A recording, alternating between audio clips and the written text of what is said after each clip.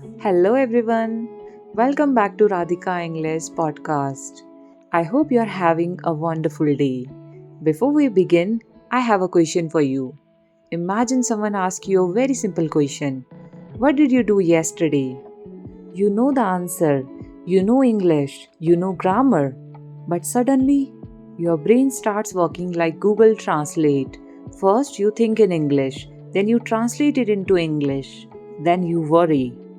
Is this grammar correct? Should I use did or have? Am I making a mistake? By the time you are ready to answer, the conversation has already moved on. Has this ever happened to you? If your answer is yes, don't worry. You are not the only one.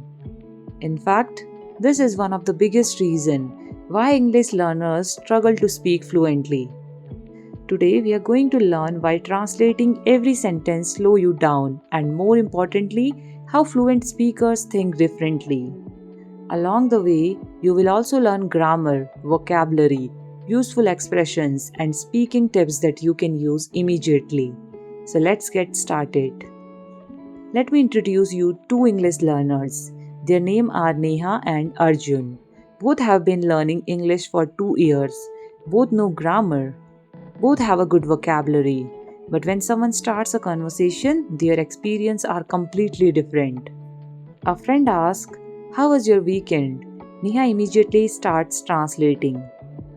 Weekend, Saturday, Sunday. How do I say? मैं अपनी cousin के घर गई थी. She becomes nervous. She pauses. She forgets words. Now look at Arjun. He doesn't translate. Instead, he thinks in pictures. He remembered himself drinking tea with his cousin. He remembers laughing. He remembers watching a movie. Then he simply says, "I visited my cousin. We watched a movie together and it was really fun." Notice that difference? Neither person knows the grammar. The difference is how they think. Stop translating words. Start understanding ideas. This is one of the biggest habits that slow down English learners.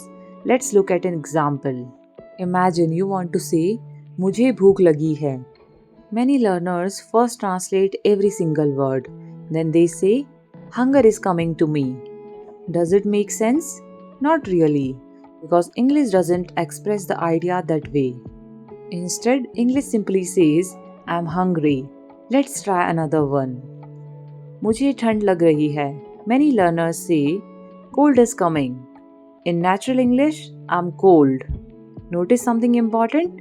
You're not translating words, you're translating the meaning. And that's exactly what fluent speakers do. Here is the English tip for you.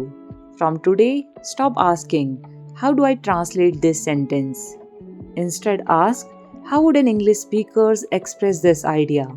That one question can completely change the way you learn English. Let's learn something that almost every English learner struggles with. Look at these two sentences. I'm having two sisters. I have two sisters. Why is the first sentence incorrect? Because have, when it shows position, is usually not used in the continuous tense. Let's look at more examples. I'm having a car. The right one is, I have a car. She is having blue eyes.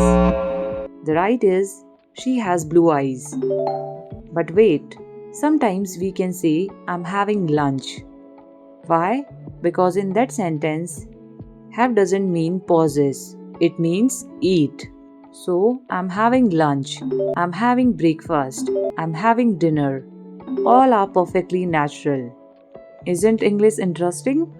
The same word, different meanings, different grammar. Instead of learning one word, learn an expressions. For example, instead of writing decision, write make a decision. Instead of progress, write make progress. Instead of effort, write put an effort. Let's use them in sentences. I am trying to make progress in my English. You need to make a decision. She always puts in extra effort. Don't miss the opportunity to practice. Notice how much more natural these sounds. Fluent speakers don't memorize random words. They remember expressions. That's exactly what you should do.